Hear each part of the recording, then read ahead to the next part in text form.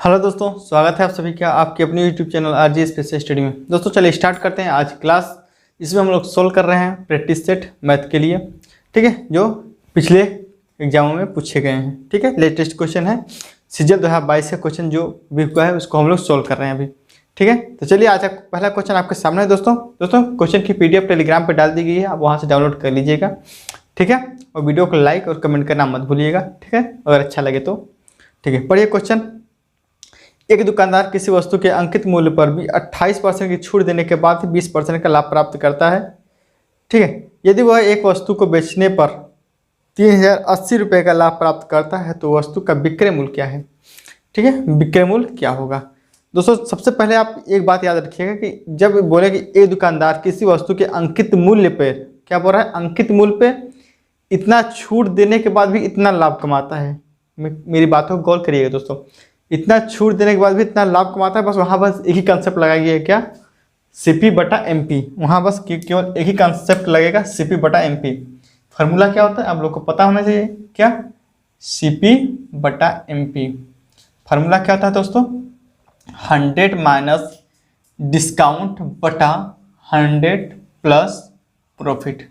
सबसे पहले तो यहाँ से हम लोग क्या निकालेंगे, यहाँ से हम CP और MP का रेशियो निकालेंगे। ठीक है, तो रख दीजिए क्वेश्चन रख दीजिए फार्मूले पे, CP/MP। 100 माइनस डिस्काउंट कितना आता है, 28% का। 28% मतलब 100 में से 28 से माइनस करें तो बचेगा कितना, 72 बटा प्रॉफिट कितना कमाता है दोस्तों, प्रॉफिट कमाता है 20% का। 100 में 20 जोड़ दीजिए, कितना हो जाएगा, 120। ठीक है, तो यहाँ से काटेंगे तो कितना हो जाएगा, 12 24 72 और 24 पंजे 120, मतलब 3:5। तो यहाँ से हमारा आ गया CP और MP का रेशियो। हमसे पूछा है विक्रय मूल्य हमको निकालना है, इतने रुपये में बेचने पे, मतलब 3080 रुपये में बेचने पर लाभ प्राप्त करता है, बेचने पर 380 रुपये का लाभ प्राप्त करता है, तो हमको विक्रय मूल्य, तो हमको पहले SP निकालना पड़ेगा। तो SP कैसे निकालेंगे, SP निकालेंगे CP कितना है, 30। मैं इससे क्या करता हूँ ना कि दोनों जगह 2 जीरो बढ़ा लेता हूँ, इससे क्या होगा कि हमारा कैलकुलेशन थोड़ा आसान हो जाएगा। तो कितना हो जाएगा, 300, कितना प्रॉफिट कमाता है, 120, तो 20% का ना, बटा हो जाएगा 100, तो 2 जीरो से 2 जीरो कट जाएगा, तो 12 36, तो 360 हमारा क्या निकल के आएगा यहाँ से, सेलिंग प्राइस कितना निकल के आएगा रेशियो में दोस्तों, 360। मतलब CP कितना है, 300 और SP कितना है, 360। हमारे अकॉर्डिंग कितना लाभ कमा रहा है, हमारे अकॉर्डिंग कितना लाभ कमा रहा है दोस्तों, 60। हमारे अकॉर्डिंग कितने रेशियो का लाभ कमा रहा है, 60 रेशियो का। लेकिन क्वेश्चन के अकॉर्डिंग कितना लाभ कमा रहा है, 3080। क्वेश्चन के अकॉर्डिंग क्या पड़ रहा है, कितना लाभ कमा रहा है, 3080। ठीक है, तो हमसे पूछा क्या है, हमसे पूछा है विक्रय मूल्य ना, विक्रय मूल्य पूछा है, मतलब 360 की वैल्यू पूछी है, 360 की वैल्यू पूछी है, तो हमको निकालना है 360 की वैल्यू। तो देख लीजिए, इसी तरह निकाल लीजिए, कितने गुना है, 6 6 36, कितने गुना है, 6 गुना है। 6 गुना है तो भाई यहाँ भी 6 गुना कर दीजिए, सिंपल। तो कितना हो जाएगा, 0 6 8 48 को 8 हासिल हो जाएगा 4, 6 0 0 4 और 6 3 18, तो 18480 हमारा है राइट आंसर हो जाएगा। 18480 ऑप्शन नंबर देख लीजिए किसमें है, आपको C में देखने को मिल जाएगा, 18480 ना, ऑप्शन नंबर B में आपको देखने को मिल जाएगा। ठीक है दोस्तों, समझ में आया ना, तब इस तरह से आसानी से निकाल लेंगे। ठीक है, नोट करिए। चलिए चलते हैं नेक्स्ट क्वेश्चन की ओर। अगला क्वेश्चन दोस्तों आपके सामने, क्वेश्चन को पढ़िए, क्वेश्चन क्या बोल रहा है और सोल्व करने की कोशिश कीजिए। किसी राशि पर साधारण ब्याज राशि का 1/4 है। साधारण ब्याज क्या है, राशि का 1/4। अगर टोटल राशि 4 है, टोटल राशि अगर 4 है तो उस पर क्या है, 1 ब्याज है। ये टोटल राशि है, अगर मैं मानता हूँ टोटल प्रिंसिपल है तो क्या है, ब्याज है। ठीक है, अभी तक मुझे इतना मालूम चला क्वेश्चन से। आगे पढ़िए। और प्रतिवर्ष ब्याज दर वर्षों की संख्या की 4 गुनी है। मतलब दर जो हमको यहाँ दिया गया है, क्वेश्चन में बोला है कि दर जो है, रेट है, क्या है, टाइम का 4 गुना है, टाइम का 4 गुना है। ठीक है, टाइम का 4 गुना है। यदि ब्याज की दर में 2% की वृद्धि होती है सबसे पहले हम क्या करेंगे, यहाँ से रेट निकालेंगे। ठीक है, तो 5,000 रुपये पर 3 वर्षों के लिए साधारण ब्याज क्या होगा। सबसे पहले हम क्या करेंगे, यहाँ से रेट निकालते हैं। तो रेट निकालने का फार्मूला क्या होता है दोस्तों, जब रेट निकालें तो क्या करेंगे, पहले तो हम लोग रखेंगे क्या ब्याज कितनी राशि है, टोटल 4, कितना ब्याज किस पे, 1 पे, मतलब 4 पे 1, टोटल राशि कितनी है 4 रुपये, उस पर ब्याज मिलता है 1 रुपये का, इंटू कर देंगे 100 बटा, रेट निकालना होता है टाइम से डिवाइड करते हैं, रेट निकालना होता है टाइम से डिवाइड कर देते हैं। अगर हम यहाँ से टाइम से निकालना चाहते हैं तो टाइम क्या हो जाएगा, टी बराबर हो जाएगा कितना, रेट बटा 4, मतलब R/4। ठीक है, यहाँ से हमको रेट टाइम मिल जाएगा, तो टाइम से डिवाइड कर दीजिए, तो टाइम की जगह हम क्या रखेंगे R/4। दोस्तों समझ में आ रहा है ना।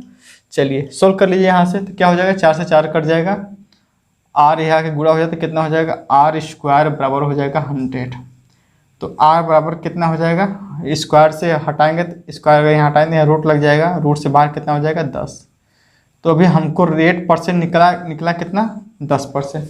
अब बोल रहा है कि 2% की वृद्धि होती है, रेट में कितनी परसेंट की वृद्धि होती है, 2% की।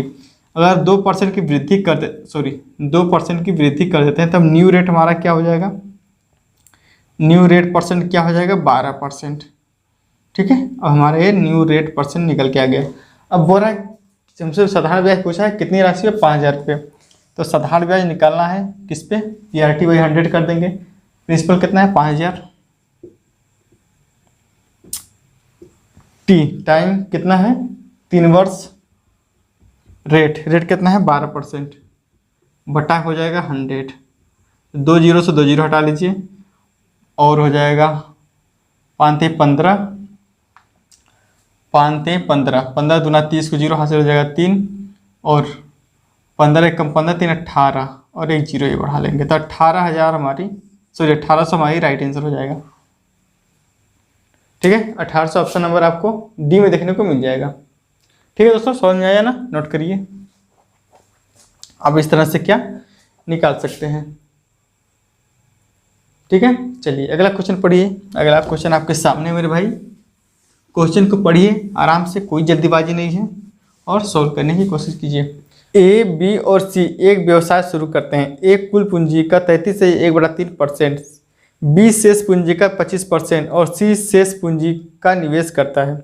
यदि वर्ष के अंत में कुल लाभ 2,19,000 रुपये है तो ए का हिस्सा बताइए।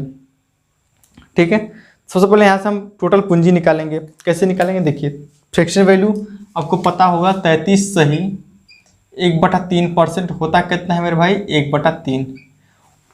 ये तो हो गई एक ही पूंजी, और शेष के क्या बोल रहा है, बी 25%। 25% की फ्रैक्शन वैल्यू क्या होती है, 25% की फ्रैक्शन वैल्यू क्या होती है मेरे भाई, 1/4। तो हम यहाँ से टोटल पूंजी निकालने के लिए क्या करते हैं, 1/3 है और 1/4 है, तो यहाँ से हम दोनों का एलसीएम लेके हम निकाल लेते हैं टोटल पूंजी। तो दोनों का एलसीएम कितना हो जाएगा 12, तो 12 हमारा होगा टोटल पूंजी। ठीक है, अब कितने लोग हैं देख लीजिए, कितने लोग हैं, ए बी सी, टोटल 3 लोग हैं। बोल रहा है कि ए 33 कुल पूंजी का टोटल पूंजी कितना है, मैंने माना है 12, 12 का 33 से 1/3, तो 33 से 1/3 होता है कितना है 1/3%। तो 12 का 1/3 निकालेंगे तो कितना हो जाएगा 4 हो जाएगा। तो ए का पूंजी, ए का इन्वेस्टमेंट कितना है 4:। ठीक है, समझ में आ रहा है ना मेरे भाई, ए का कितना है इन्वेस्टमेंट 4:।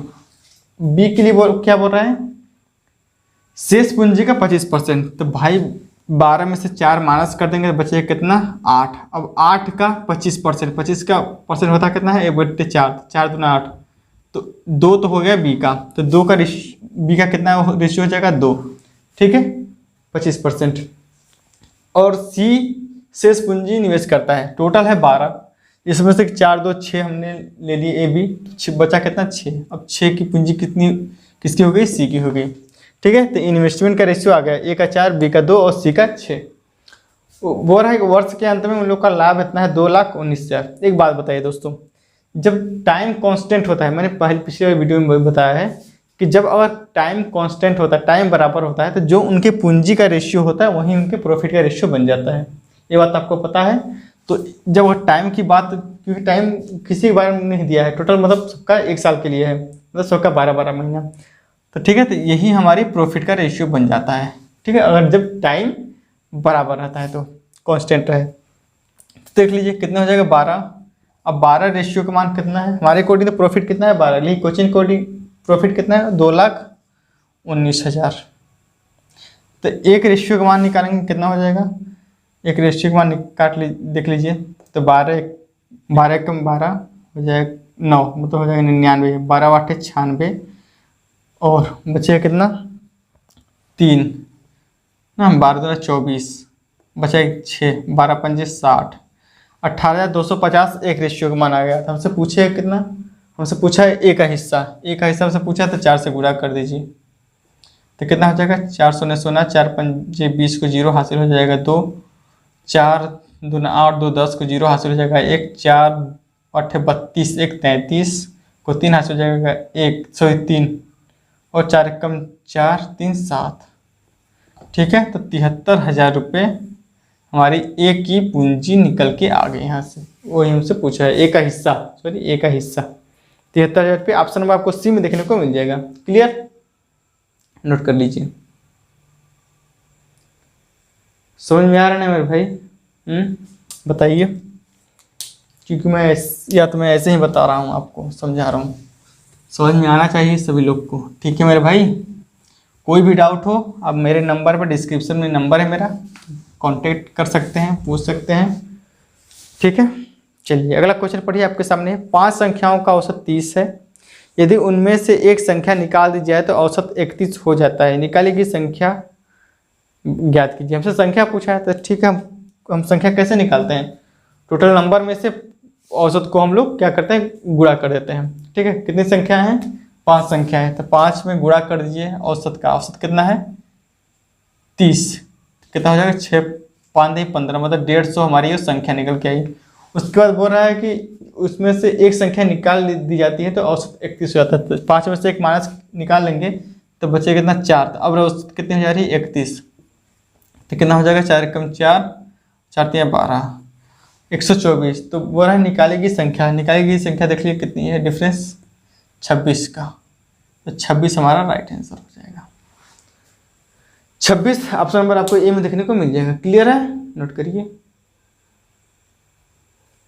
ठीक है भाई, नोट करिए। वीडियो अच्छा लगे तो भाई लाइक और कमेंट करना मत भूलिएगा। ओके, चलिए अगला क्वेश्चन पढ़िए।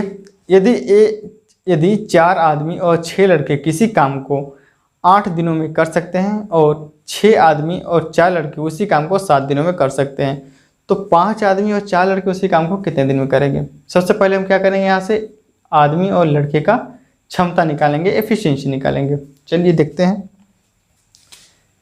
कितने आदमी, 4 आदमी, 4 मैन प्लस कितने लड़के, 6 लड़के, 6 बॉय किसी काम को कितने दिन में करते हैं, 8 दिनों में करते हैं। तो 8 से गुणा कर दीजिए बराबर इसी काम को, और 6 आदमी 4 लड़के उसी काम को 7 दिनों में करते हैं। 6 मैन प्लस 4 बॉय इसी काम को कितने दिन में, 7 दिन में करते हैं। ठीक है, सबसे पहले यहाँ से क्षमता निकालिए, तो कितना हो जाएगा 8 चौके 32, 32 एम प्लस 8 छक्का 48 बॉय बराबर 7 छक्का 42 एम प्लस 7 चौके 28 बॉय। ठीक है, तो एक साइड कर लीजिए, मैन को एक साइड कर लीजिए, तो 42 मैन है, 42 मैन है, 42 एम इधर आएगा तो माइनस हो जाएगा, तो 42 में से 32 माइनस हो जाएगा, बचेगा ना 10, तो 10 मैन बराबर हो जाएगा, इसको इस पर भेजिए। ठीक है, सॉरी 48 है ना, 8 छक्का 48 है भाई, 48 बॉय इधर करेंगे तो हो जाएगा कितना 20 बॉय माइनस हो जाएगा उधर जाके। ओके, तो यहाँ से देखिए 10 से कम 10, 10 दूना 20, मतलब मैन और बॉय का यहाँ से क्षमता निकल के आई कितनी, 2:1, मतलब मैन एक काम करता है तो बॉय, मैन 2 काम करता है तो बॉय 1 काम करता है। ठीक है, ये इनकी क्षमता निकल के आ गई। ठीक है, अब हमसे जो पूछा है वो रख लीजिए, किसी में रख लीजिए पहले से छपता। तो यहाँ है 4, इसी में रख लेता हूँ ना। तो 4 m की जगह रखिए 2, तो 4 दूना कितना हो जाएगा 8। मैं डायरेक्ट लिख रहा हूँ 8 प्लस 6 बॉय, तो बॉय की जगह 1 रखेंगे, तो 6 में 1 का गुणा करेंगे तो 6 ही हो जाएगा, इंटू हो जाएगा 8। इसी काम को बोल रहा है कितने लड़के, 5 आदमी और 4 लड़के, 5 आदमी 4 लड़के, 5 मैन कितना है 2, तो 5 में 2 का गुणा करेंगे कितना हो जाएगा 10, प्लस 4 लड़के, 4 और लड़के की क्षमता कितनी 1, कितना हो जाएगा 4 ही हो जाएगा, क्योंकि 4 एकम 4। कितने दिन में बोल रहा है, कितने दिन में करेंगे, तो मानते हैं x। ठीक है, तब सॉल्व कर लीजिए, कितना हो जाएगा 8 6 14 इंटू 8, हमको x चाहिए तो ये आएगा नीचे, तो कितना हो जाएगा 14, 10 4 14। ओके, किसके x के बराबर, 14 14 कट जाएगा तो x बराबर क्या हो जाएगा 8।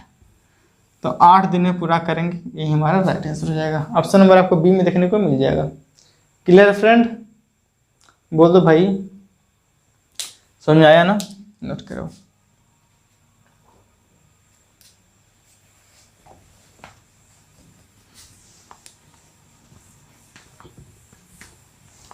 चलिए आगे पढ़िए। कोई ट्रेन एक समान चाल से 225 किमी की दूरी 2.5 घंटे में तय करती है। ट्रेन को उसी चाल से 450 किमी की दूरी तय करने में कितना समय लगेगा। दोस्तों देखिए, यहाँ एक बात बोली, क्या बोल रहा है क्वेश्चन, कि चाल इसमें बराबर है, चाल बराबर की बात की गई है। जब चाल मतलब स्पीड, देखिए स्पीड होता क्या है, स्पीड बराबर क्या होता है, स्पीड बराबर होता है, क्या होता है, डिस्टेंस बटा टाइम, मतलब दूरी बटा समय। अगर स्पीड कांस्टेंट हो, अगर स्पीड क्या हो, कांस्टेंट हो, बराबर हो, ठीक है, दोनों जगह अगर स्पीड बराबर हो, ठीक है, तो क्या होता है, डिस्टेंस, स्पीड अगर कांस्टेंट हो तो डिस्टेंस का रेशियो बराबर हो जाता है टाइम के रेशियो के। ठीक है, दूरी का रेशियो बराबर हो जाता है समय के रेशियो से। ठीक है, तो दूरी का रेशियो कितना है, पहले कितनी दूरी है, दूरी कितनी है पहले 225, दूरी पहले डिस्टेंस देखिए कितनी है 225 रेशियो, बाद में दूरी कितनी है 450। अच्छा, पहले तो इसको काटिए, तो 25 नवा 225, 25 सॉरी, अच्छा 25 से कम 25 बचे कितना 10 20, 25 वाट है 200, तो 9 एकम 9 दूना 18 है, 1:2, 1:2 आ गया। ये डिस्टेंस का रेशियो है। तो मैंने जब बताया कि स्पीड का रेशियो जब कांस्टेंट होता है तो टाइम का रेशियो डिस्टेंस का रेशियो बराबर हो जाते हैं। तो टाइम का रेशियो क्या हो जाएगा, यहाँ से टाइम का रेशियो भी हो जाएगा कितना 1:2।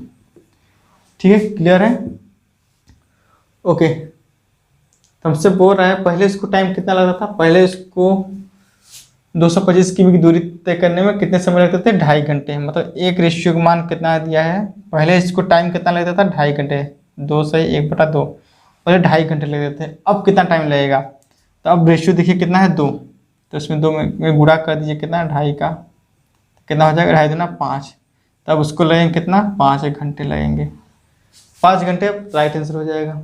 ठीक है, क्लियर है, ऑप्शन नंबर आपको ए में देखने को मिल जाएगा। ठीक है मेरे भाई, पहले क्योंकि जब स्पीड का कांस्टेंट रहता है तो डिस्टेंस बराबर होता है टाइम, ये बात याद रखिएगा, फिर आसानी से आप कर ले जाएंगे। ठीक है, चलिए नेक्स्ट चलते हैं अगले क्वेश्चन की ओर। अगला क्वेश्चन पढ़िए, आपके सामने है। क्वेश्चन क्या बोल रहा है, यदि x + y + z 18 है, x y z 81 है और x y + y z + z x 90 है, तो x³ + y³ + z³ + x y z का मान बताइए। तो हम क्या करेंगे, सबसे पहले यहाँ से हम x³ + y³ + z³ का मान निकालते हैं। फार्मूला आपको पता होगा, फार्मूला क्या होता है, फार्मूला होता है दोस्तों x³ + y³ + z³ क्या होता है, सॉरी -3xyz बराबर होता है x plus y plus z एक ब्रैकेट में, ठीक है। इसके बाद x square plus y square plus z square minus x y plus y z plus z x, ठीक है। यहाँ तक आपको फार्मूला आपको याद होना चाहिए, ठीक है। चलिए अब जो जो वैल्यू पूछिए हमसे उसको रख लीजिए। ये तो हमसे पूछा है, ठीक है, x cube plus y cube plus z cube, ये तो हमसे पूछा है, minus 3 into x y z का मान कितना दिया है, एक्स वाई जेड का मान दिया है 81 बराबर x plus y plus z का मान कितना दिया है 18 इंटू, ये तो हमको निकालना है, इसका मान तो हमको दिया नहीं क्वेश्चन में। अच्छा इसका मान कितना दिया है, माइनस का इसका मान कितना दिया है 90 ना, बिल्कुल इसका मान दिया है 90। सबसे पहला काम करेंगे हम इसको निकालेंगे, x square plus y square plus z square मान निकालेंगे। कैसे निकालेंगे, यहाँ से देखिए, x plus y plus z का होल स्क्वायर क्या होता है, x square plus y square plus z square plus twice of x y y z plus z x, ठीक है। अब यहाँ से मान रख लीजिए, इसका मान कितना दिया है 18 के स्क्वायर कितना होता है 324 बराबर, अच्छा बराबर है तो इसका मैं करता हूँ ना, इसको मैं इस पर भेजता हूँ, ये पूरी वैल्यू को इस पर भेजता हूँ तो हो जाएगा माइनस में माइनस का 2 मल्टीप्लाई, इसका मान कितना दिया है 90 बराबर है किसके, x square plus y square plus z square के। तो इसको जब सोल्व करेंगे कितना 9 दूना 18 मतलब 180, तो 180 अगर यहाँ हो जाएगा तो माइनस करेंगे तो कितना हो जाएगा 4 और 144 किसके बराबर हो जाएगा, x square plus y square plus z square के। तो हमको इसका मान मिल गया कितना है 144 है, ठीक है। तो कितना हो जाएगा 144 में से 90 माइनस करेंगे तो हो जाएगा, ये डायरेक्ट लिख लीजिए 54 हो जाएगा। बस हमको चाहिए x cube plus y cube plus z cube, तो मैं इसको इस पर भेजता हूँ, तो x cube plus y cube plus z cube बराबर, जब इस पर भेजूंगा तो माइनस का पॉजिटिव हो जाएगा, तो प्लस का हो जाएगा कितना 81, यहाँ तक 3 एकम 3 8 3 24 मतलब 243 243 प्लस, ठीक इस बार प्लस हो जाएगा माइनस का ना, इस बार प्लस हो जाएगा, इधर हो जाएगा कितना 18 चौके 72 को 2 हासिल हो जाएगा 7, 18 पंचे 90 7 97। ओके सॉल्व कर लीजिए, तो यहाँ से हमको मिल जाएगा x cube plus y cube plus z cube कितना हो जाएगा 3 2 5 7 4 11 को 1 हासिल हो जाएगा 1 9 2 11 12 1215 हमको यहाँ से मिल गया, ठीक है। X cube plus y cube plus z cube का मान हमको 1215 मिल गया। लेकिन क्वेश्चन हमसे पूछा क्या है भाई, क्वेश्चन में पूछा है x cube plus y cube plus z cube plus x y z, क्या पूछा है x cube plus y cube plus z cube plus x y z पूछा है ना, तो इसका मान रख लीजिए, x cube plus y cube plus z cube का मान कितना है 1215 प्लस एक्स वाई जेड का मान कितना है 81, जोड़ लीजिए 6 9 12 1296 हमारा राइट आंसर हो जाएगा। आपको ऑप्शन नंबर बी में देखने को मिल जाएगा, ठीक है दोस्तों। तो इस टाइप क्वेश्चन को हम इस तरह से करेंगे, नोट कर लीजिए, ठीक है मेरे भाई, समझ में आया ना। चलिए दोस्तों अगला क्वेश्चन देखिए आपके सामने है, क्वेश्चन क्या बोल रहा है, अगला क्वेश्चन पढ़िए, क्वेश्चन को पढ़िए, आपके सामने क्वेश्चन क्या बोल रहा है दोस्तों। अरे भाई एक बात बताइए, आपको समझ में आ रहा है ना यार, हाँ समझ में आ रहा है ना, तो ऐसे ही खुद को पढ़ा रहा हूँ, समझ में आया तो लाइक कर दीजिएगा। पढ़िए question, triangle A B C में भुजा बी सी पर डी एक ऐसा बिंदु है कि कोण ए डी सी बराबर है कोण बी ए सी के। ठीक है, मैं आपके सामने ट्राइंगल बना लेता हूँ।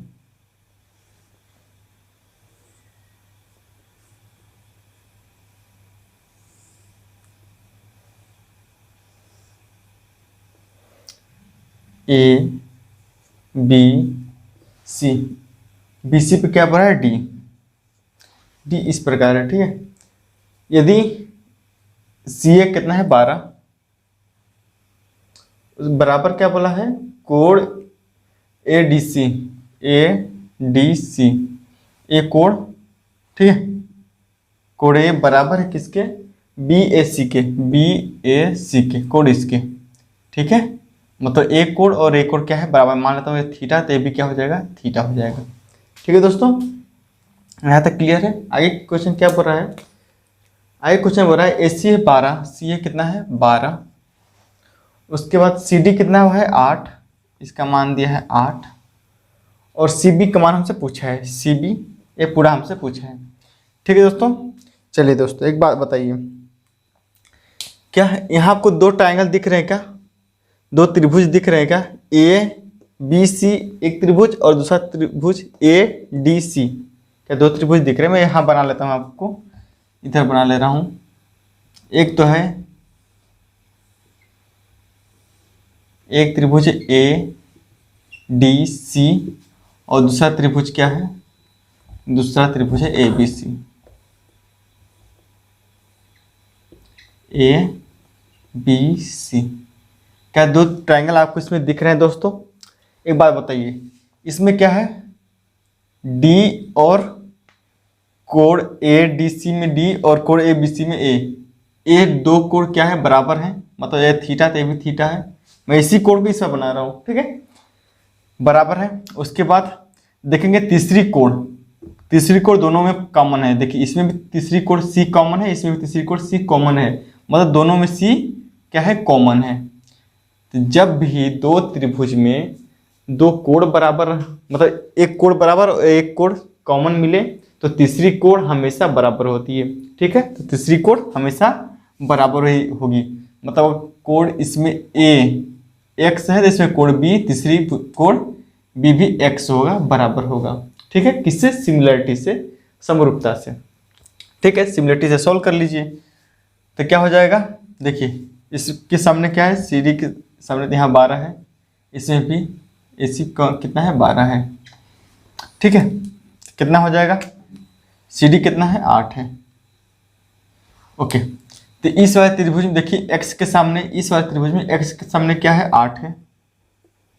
ओके, इस वाले त्रिभुज में x के सामने क्या है 12 है, बटा 12 कर दीजिए क्योंकि मैं सिमिलरिटी सॉल्व कर रहा हूँ। ठीक है, बराबर इस वाले कोण में थीटा के सामने कौन सी भुजा है, कितनी है, थीटा के सामने कितनी है 12, इस कोण इसमें थीटा के सामने कितना है BC है, अब BC हमको निकालना है। ठीक है, तो कितना हो जाएगा, सॉल्व कर लिए यहाँ से, तो यहाँ हो जाएगा कैंची गुणा कर दीजिए, 8 BC बराबर हो जाएगा 12 12 44, तो BC बराबर कितना हो जाएगा दोस्तों 18 8 44, मतलब 18, ये कट जाएगा ना 18 से, तो 18 ही हमारा राइट आंसर हो जाएगा। क्लियर, समझ में आया। तो सिमिलरिटी से हम लोग यहाँ इसको सॉल्व किए हैं। ठीक है, तो याद रखिएगा कि किसी भी दो ट्राइंगल है, दो त्रिभुज में एक कोण बराबर हो और तीसरी कोण कॉमन हो दोनों में, तो दूसरी कोण कॉमन है, तीसरी कोण हमेशा बराबर होती है। ठीक है, नोट करिए।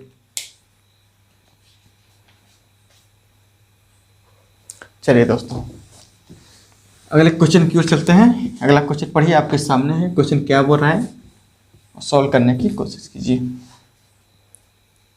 क्वेश्चन आपके सामने है दोस्तों, पढ़िए। एक वृत्त की जीवाएं ए बी और सी डी आगे बढ़ाए जाने पर बिंदु पी पर मिलते हैं। ठीक है, बना लीजिए एक वृत्त बना लीजिए भाई इस तरह से। ठीक है, वृत्त बन गया। ए बी और सी डी दो जीवा हैं, ए बी और सी डी बिंदु मान लेते हैं यहाँ पी पे मिलते हैं, पी पॉइंट है ए बी और सी डी। ओके, आगे क्या बोल रहा है क्वेश्चन, ए बी बराबर है 6.3, ए बी बराबर कितना है 6.3। ओके, बी पी बराबर कितना है 4.5, 4.5, आगे क्या बोला, सी डी बराबर कितना है 3.6, सी डी है 3.6। ओके, और हमसे पी डी का मान पूछा है, पी डी का मान पूछा है, मान लेते हैं इसका मान, इसकी लंबाई कितनी x है।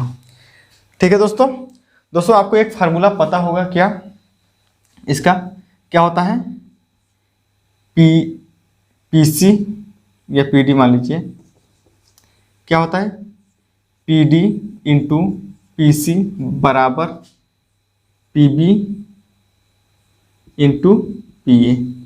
क्या ये फार्मूला पता है दोस्तों आपको, बताइए मेरे भाई, क्या ये एक फार्मूला आपको पता है, बस फार्मूले पर रख दीजिए। ठीक, तो पी डी का मान कितना है x मल्टीप्लाई, मान लेते हैं ब्रैकेट में मल्टीप्लाई कितना हो जाएगा पी सी है ना, पी सी पूरा कितना हो जाएगा 3.6 प्लस एक्स, तो x प्लस 3.6 बराबर हो जाएगा किसके, पी बी कितना है 4.5 मल्टीप्लाई पी ए कितना हो जाएगा 6 और 4 10 और 5 3 8 मतलब 10.8। ठीक है, क्लियर है यहाँ तक। अब देखिए, अब इसको जब सॉल्व करेंगे मेरे दोस्तों तो बनेगा क्वाड्रेटिक इक्वेशन। तो हम क्या करते हैं, हम ऑप्शन से उठा लेते हैं, क्योंकि क्वाड्रेटिक इक्वेशन थोड़ा ज़्यादा लंबा हो जाएगा, तो ऑप्शन से देख लेते हैं आसानी से।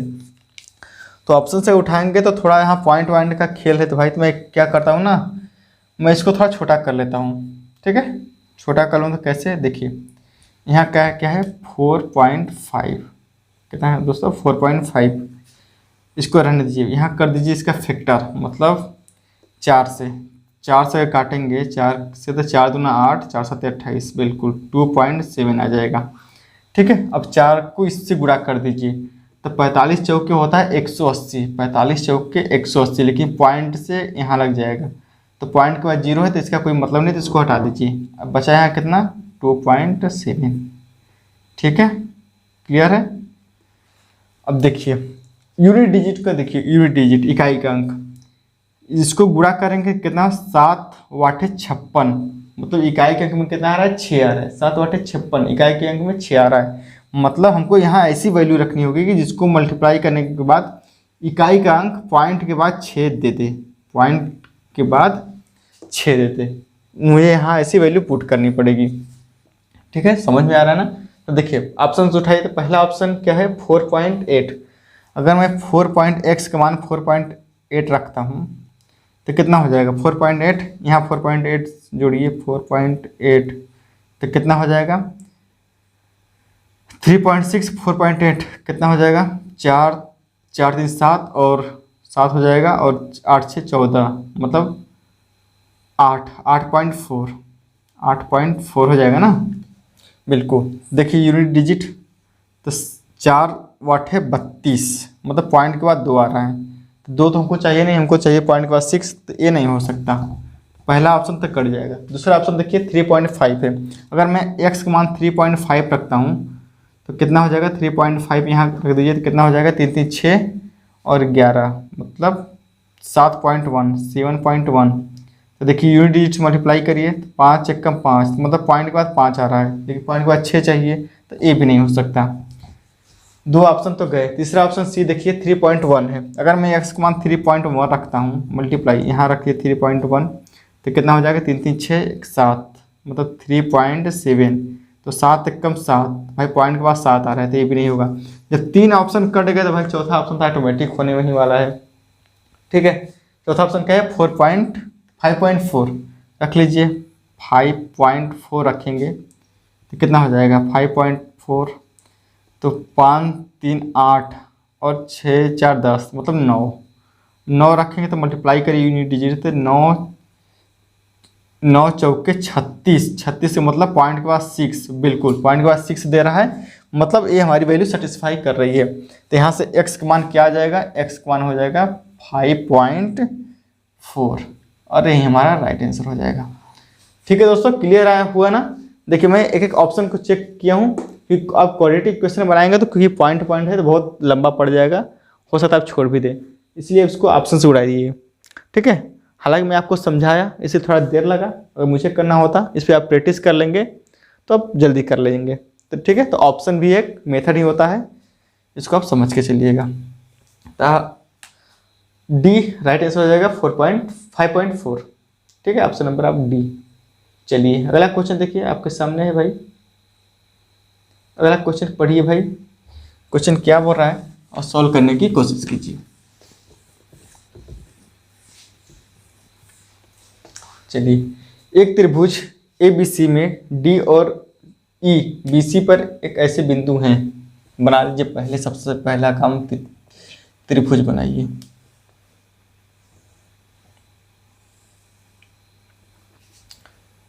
A B और C, 2 पॉइंट है BC पे। बोला है क्वेश्चन A मतलब D और E। ठीक है, D और E बोल रहा है AD बराबर है AE। AD बराबर AE मतलब A और A क्या है मेरे भाई, बराबर है। यहाँ तक हमको क्वेश्चन बोला है। आगे क्वेश्चन क्या बोल रहा है, कोण BAD बराबर है, कोण BAD बराबर है CAE के। BAD अच्छा ये ट्राइंगल देखिए, BAD एक कोण क्या है, बराबर है किसके, CAE के। CAE मतलब इस कोण के, मतलब ये दोनों कोण क्या है मेरे भाई, बराबर है। मतलब ये थीटा है तो ये भी थीटा है। ठीक है, क्लियर है यहाँ तक, कोण बराबर है। आगे बोला है AB बराबर दिया है 2P+3। AB दिया है 2P+3 और BD दिया है 2P। अच्छा, BD का मान दिया है 2P। ओके, AC का मान दिया है 3Q। AC 3Q -1 है ना, एक मिनट, -1 बिल्कुल। आगे बोला है CE है Q। हमसे पूछा है P+Q का मान। P+Q हमसे पूछा है मेरे भाई। चलिए अब देखिए हम लोग क्या कर सकते हैं इसमें। आपको 2 ट्रायंगल दिख रहेगा ABD और AEC। अगर मैं इसमें दोनों त्रिभुज में कॉन्ग्रुएंसी या सर्वांग या सिमिलरिटी चेक करूँ तो क्या कर सकता हूँ। पहला काम मैं क्या करूँगा कि क्वेश्चन में दिया है कि ये दोनों भुजा क्या है, बराबर है। ये दोनों क्या है, भुजा बराबर हैं। जब दोस्तों 2 भुजा बराबर होती है तो उनके सामने का कोण भी बराबर होता है, ये आपको पता होना चाहिए। 2 भुजा बराबर है, ये सामने कोण बराबर होगा, मतलब इसके सामने एक कोण अगर थीटा हो जाएगा, अगर एक कोण थीटा हो जाएगा तो मैं थीटा नहीं अल्फा मान लेता हूँ, तो ये भी कोण अल्फा हो जाएगा मेरे भाई। बताइए, अरे हो जाए कि नहीं हो जाएगा, आप कहेंगे सर बिल्कुल हो जाएगा, क्योंकि 2 भुजा बराबर है तो उनके सामने का कोण भी बराबर है, हो जाएगा। अब बताइए, किसी सीधी लाइन पे मैं यहाँ बताता हूँ, एक सीधी लाइन पे कितने डिग्री कोण बनता है मेरे भाई, 180 डिग्री का। सीधी लाइन पे कितने डिग्री कोण बनता है, 180 डिग्री का। ठीक है, ये आपको पता होगा। अब बताइए, ये सीधी लाइन दिख रही है आपको, ये सीधी लाइन दिख रही है, इसमें टोटल कितना बनेगा, 180 डिग्री कोण बनेगा। अगर इसमें अगर अल्फा ऑलरेडी बना हुआ है तो ये मान कितना हो जाएगा, ये मान, तो आप कहेंगे सर 180 माइनस अल्फा हो जाएगा। अरे हो जाएगा कि नहीं हो जाएगा मेरे भाई, आप कहेंगे सर बिल्कुल हो जाएगा। इसी तरह एक भी कोण 180 माइनस अल्फा हो जाएगा,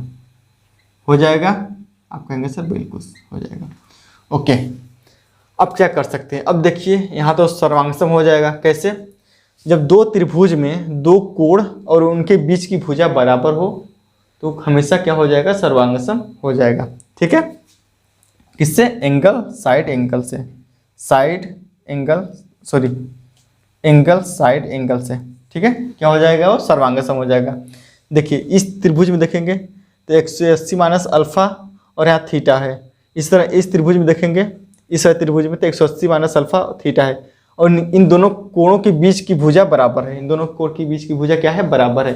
तो जब भी 2 त्रिभुज में 2 कोण और उनके बीच की भुजा बराबर होती है, वो कोण क्या होते हैं मेरे दोस्तों, सर्वांगसम होते हैं। आपको पता होना चाहिए।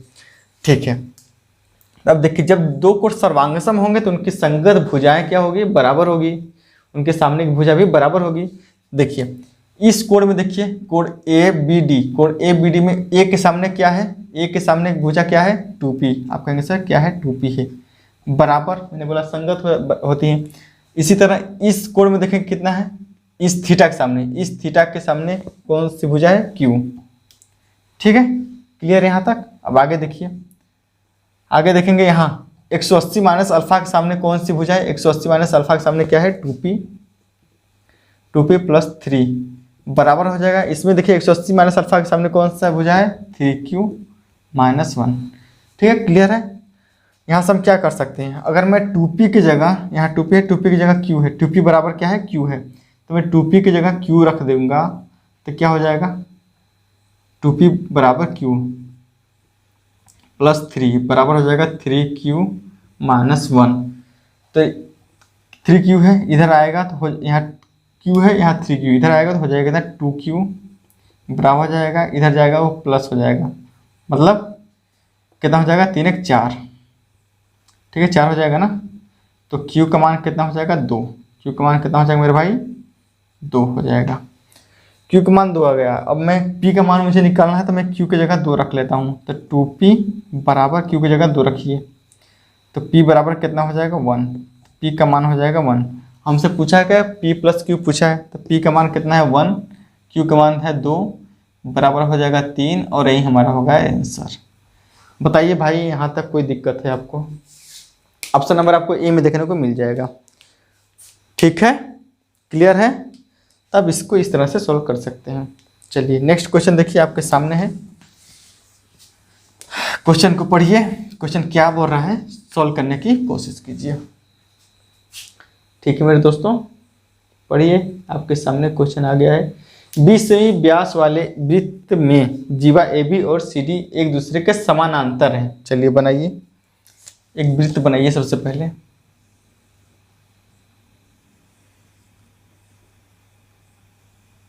वृत्त हो गया इस तरह से, बोला है AB और CD समांतर है। मैं जीवा बनाता हूँ AB, यहाँ बनाता हूँ AB और ये CD है, क्योंकि समांतर बोला है। समांतर बोला है तो मतलब दोनों क्या हो जाएगी? लाइन बराबर होगी। A हो जाएगा, ये B हो जाएगा, ये C हो जाएगा, और ये D हो जाएगा। क्लियर है यहाँ तक? आगे क्वेश्चन क्या बोल रहा है? BC व्यास है। BC क्या है? व्यास है। व्यास है तो बीच से जाएगा। देखिए यहाँ हो जाएगा ये मिड पॉइंट, सेंटर बिंदु। ठीक है, यहाँ पे ओके। आगे बोला है, अच्छा BC कितना है? व्यास कितना है? व्यास है 20। देखिए व्यास कितना है? 20 है। व्यास 20 है तो रेडियस है, त्रिज्या कितनी हो जाएगी मेरे भाई? त्रिज्या कितनी हो जाएगी? आप कहेंगे सर 10। व्यास का आधा त्रिज्या होता है। ठीक है, तो यहाँ से त्रिज्या ये 10 हो जाएगी, ये भी 10 हो जाएगी, क्योंकि ये आधा आधा होती है। ओके, और क्या बोला आगे? AB वृत्त के केंद्र से 6 सेमी दूरी पर है। AB जो है वृत्त के सेंटर से 6 सेमी दूरी है, मतलब इसका मान कितना है? यहाँ तक इसकी दूरी 6 सेमी। हमसे पूछा क्या है? CD की लंबाई। अच्छा CD की लंबाई हमसे पूछिए, तो एक बात बताइए, जो लंबाई CD की हुई वही लंबाई AB की हुई। अगर हम AB का मान मतलब लंबाई निकाल लेंगे तो ही CD का लंबाई मिल जाएगा हमको। तो चलिए, आपको एक ट्रिपलेट पता है क्या? 3 4 5 एक पाइथागोरस ट्रिपलेट होता है। जब मैं इसको दुगना करूँगा तो क्या हो जाएगा? 6 8 और 10। तो देखिए 6 और 10 इसमें मिल दिख रहा है आपको? 10 ए है, मतलब हाइपोटेनस 6 मिल गया, तो ये भुजा क्या हो जाएगी? आप कहेंगे सर 8 हो जाएगी, क्योंकि ये भुजा जब सेंटर में रही तो ये 2 भागों में बांटती है। तो अगर ये 8 है तो ये भी 8 हो जाएगा। तो टोटल कितनी हो जाएगी दूरी इसकी? 16। जब ये टोटल 16 हो जाएगी तो जो लंबाई AB की होगी वही लंबाई CD की होगी। तो मतलब AB इसका भी दूरी कितना हो जाएगा? 16। और हमसे CD का मान पूछा है, तो CD बराबर कितना हो जाएगा मेरे भाई? 16। और यही हमसे राइट आंसर हो जाएगा। ठीक है, सेमी में लिख लीजिए। ओके, क्लियर है? समझ में आया ना? तो इस तरह से आप इसको कर सकते हैं। चलिए अगला क्वेश्चन पढ़िए। ट्रिपलेट अगर पता होगा तो आप कर लेंगे आसानी से। चलिए अगला क्वेश्चन पढ़िए मेरे दोस्तों। यदि एक वर्ग के विकर्ण की भुजा a प्लस b है तो वर्ग का क्षेत्रफल कितना होगा? मैं मान लेता हूँ वर्ग की भुजा मैं मान लेता हूँ कितना है? x। मैं मान लेता हूँ भुजा कितनी है? x। अच्छा विकर्ण क्या होता है? विकर्ण क्या होता है मेरे भाई? विकर्ण होता है √2 इंटू भुजा। भुजा कितने माने हम लोग? x। ये होता है विकर्ण, ठीक है, किसका? एक वर्ग का विकर्ण होता है। अच्छा, हमारे अकॉर्डिंग विकर्ण तो इतना होता है, लेकिन क्वेश्चन अकॉर्डिंग विकर्ण दिया कितना है? a+b। कितना दिया है? a+b। अच्छा, तो हम अगर यहाँ से x का मान निकालेंगे, अगर भुजा का मान निकालना चाहते हैं तो कितना हो जाएगा? x बराबर a+b बटा √2, ठीक है, सॉरी, कितना हो जाएगा? a+b बटा √2। x का मान हमसे निकल गया, भुजा निकल के आ गई। अच्छा, क्षेत्रफल हमसे पूछा है। क्षेत्रफल होता क्या है? ठीक है, एरिया। एरिया क्या होता है भाई? भुजा का स्क्वायर, मतलब x का स्क्वायर। तो x का स्क्वायर चाहिए, दोनों तो स्क्वायर कर दीजिए, तो इसका स्क्वायर हो जाएगा कितना? a+b बाई √2 का होल स्क्वायर कर दीजिए, क्योंकि हमसे एरिया ही पूछा है। तो सॉल्व करेंगे तो कितना हो जाएगा? a² + b² + 2ab, ठीक है, बटा में हो जाएगा √2 का स्क्वायर करेंगे तो 2 हो जाएगा। अब देखिए क्वेश्चन ऑप्शन में दिया है क्या? ऑप्शन में ऐसा नहीं दिया है, तो इसको थोड़ा सॉल्व करना पड़ेगा, ठीक है। तो अगर मैं भाग दे दूंगा, मैं इसमें भाग दूंगा तो क्या हो जाएगा? 1/2 और a1/2 a² + b² और प्लस का ये 2 से 2 कट जाएगा, भागो 2 से 2 कट जाए तो बचेगा कितना? ab। तो क्या ये ऑप्शन में है क्या? देख लीजिए, अगर ये ऑप्शन में तो ये हमारा राइट आंसर हो जाएगा, है क्या? बिल्कुल, ऑप्शन नंबर आपको बी में देखने को मिल जाएगा। Option number B right answer हो जाएगा, ठीक है, नोट कर लीजिए। और हाँ दोस्तों, वीडियो अच्छा लगे तो लाइक और कमेंट करना मत भूलिएगा, ठीक है, अपने दोस्तों के साथ शेयर भी कर दीजिएगा, ओके, थोड़ा मोटिवेशन मिलेगा हमें भी। चलिए अगला क्वेश्चन पढ़िए मेरे भाई। अगला क्वेश्चन आपके सामने, क्वेश्चन क्या बोल रहा है, सॉल्व करिए। 32 सेमी व्यास वाला एक बेलनाकार, 32 सेमी क्या है? व्यास है। एक बेलनाकार बर्तन आंशिक रूप से पानी से भरा है। 12 सेमी त्रिज्या वाला एक ठोस धातु का गोला इसमें गिराया जाता है। बर्तन में पानी का स्तर कितना ऊपर उठेगा? चलिए मैं बनाता हूँ पहले आपके सामने एक बेलनाकार बर्तन, मान लेता हूँ एक इस तरह से।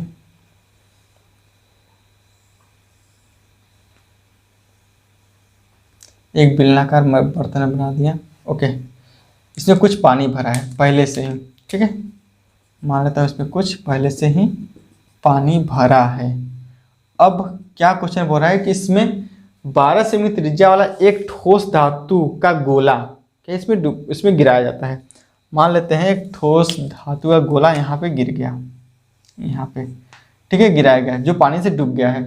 तो क्वेश्चन पूछ रहा है कितना पानी का स्तर ऊपर उठेगा। तो देखिए एक बात बताइए, जब किसी बर्तन में गोला डालेंगे तो पानी कितना ऊपर उठेगा? पानी उतना ही ऊपर उठेगा जितना कि गोले का आयतन होगा, मतलब गोले का जितना एरिया होगा, जितना आयतन होगा, उतना ही पानी, क्योंकि जितना जगह छेकेगा उतना ही पानी ऊपर उठेगा, ठीक है, आप तो समझ सकते हैं ना, कॉमन सेंस वाली बात है। तो जितना जगह छेकेगा गोला उतना ही पानी ऊपर उठेगा, मतलब जो गोले का आयतन होगा उतना ही पानी ऊपर उठेगा, ओके। तो मैं मान लेता हूँ कि पानी अब कितना उठ गया, अब आ गया पानी यहाँ तक आ गया, ठीक है, मान लेता हूँ अब पहले पानी यहाँ था अब यहाँ आ गया, मतलब इसी को दूरी हमसे पूछिए, मान लेते हैं h, ठीक है। अब बताइए जो पानी ऊपर उठा होगा, जितना आयतन, वो किसके बराबर होगा? वो गोले के आयतन के बराबर होगा। तो उठा हुआ पानी का आयतन हम निकालेंगे किसके आयतन से? मतलब बर्तन है बेलनाकार, जो बेलन का आयतन होगा, मतलब उठे हुए पानी का आयतन, तो कितना होता है बेलन का आयतन? बेलन का आयतन होता है मेरे दोस्तों πr²h। ये जो मैं निकाल रहा हूँ, जो पानी उठा है उसका आयतन निकाल रहा हूँ, कितना उठेगा, किसके बराबर होगा? गोले के आयतन के बराबर। तो गोला का आयतन होता कितना है? 4/3 πr³, ठीक है, क्लियर है यहाँ तक? चलिए तो मान रख दीजिए, तो पाई को रहने दीजिए ऐसे ही, r त्रिज्या, अच्छा व्यास हमको दिया है 32 सेमी। जब बेलना का बर्तन मतलब बेलन का व्यास हमको 32 दिया है तो त्रिज्या कितना हो जाएगा 32 का आधा, मतलब व्यास का आधा त्रिज्या होता है।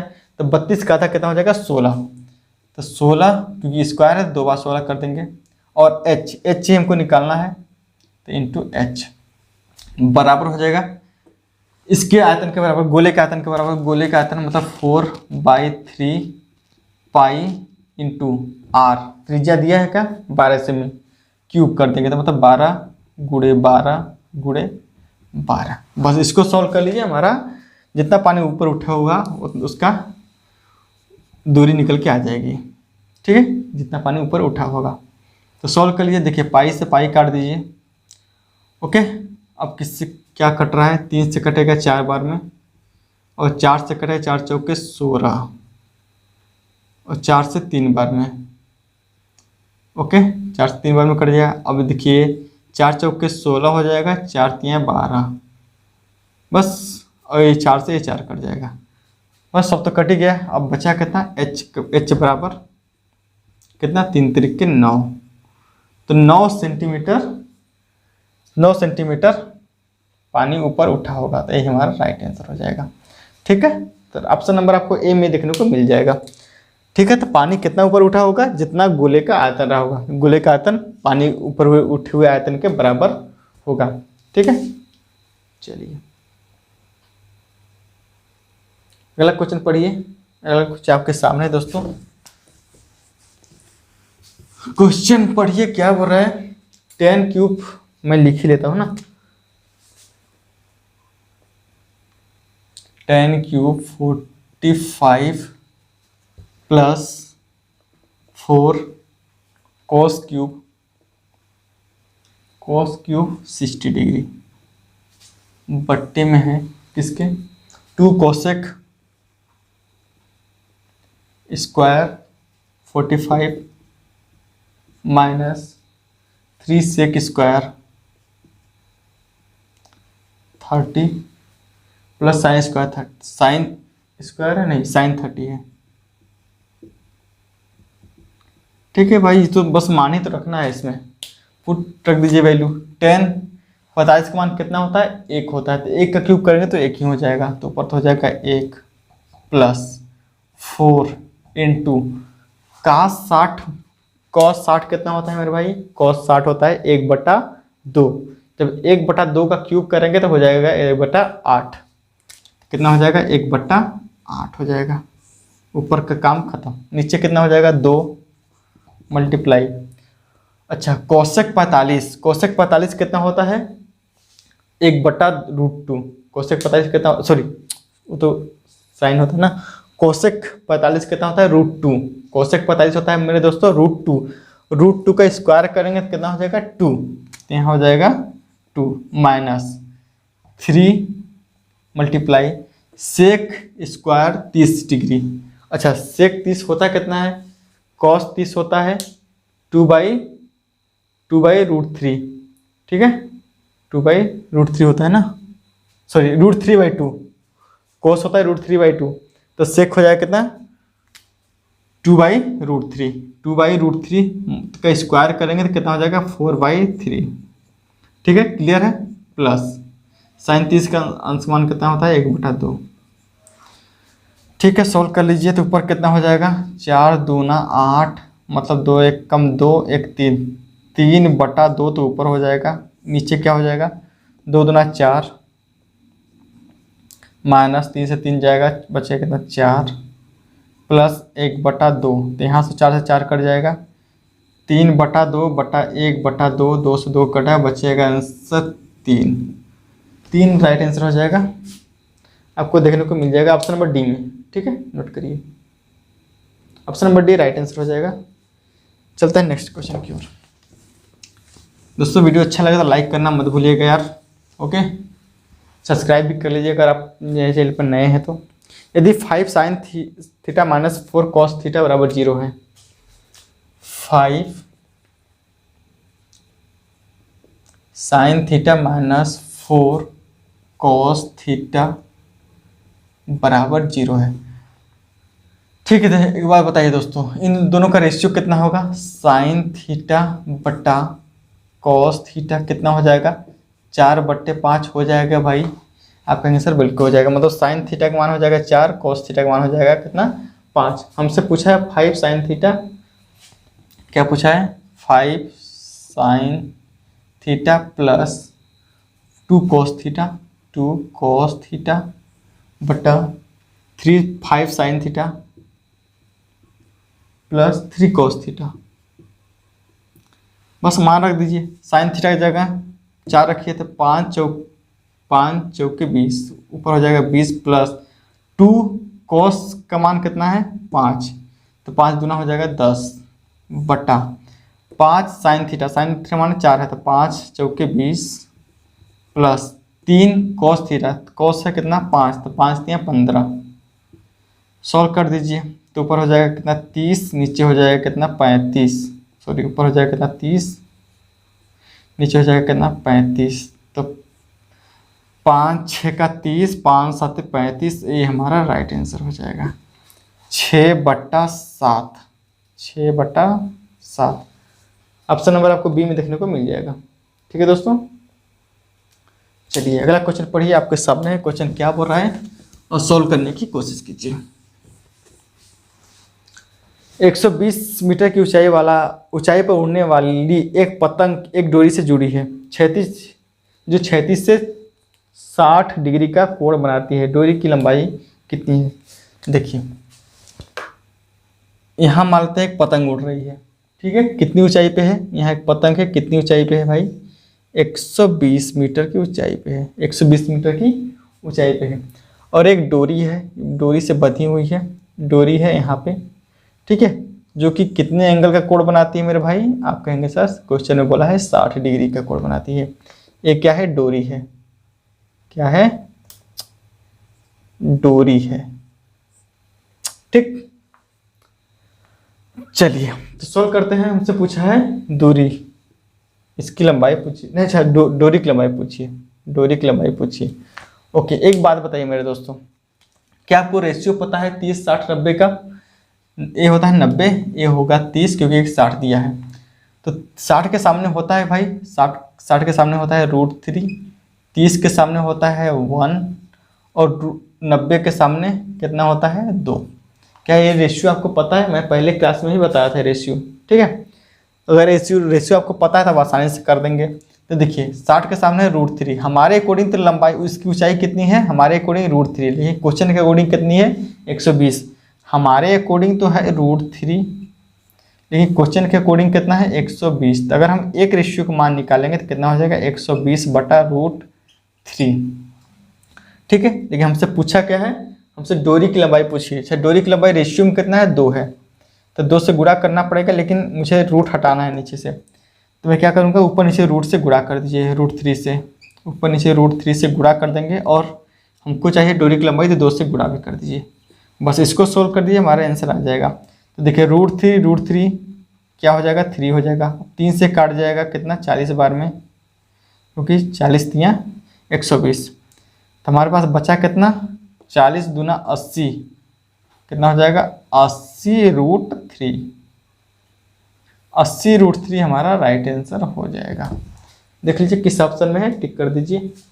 ऑप्शन नंबर आपको डी में देखने को मिल जाएगा। ठीक है मेरे भाई, तो यहाँ तक ये क्वेश्चन होता है समाप्त। ठीक है, डीआई का क्वेश्चन मैं नहीं करा रहा हूँ अभी, क्योंकि डीआई के लिए मुझे चाहिए स्मार्ट बोर्ड, जो कि मेरे पास अवेलेबल नहीं है।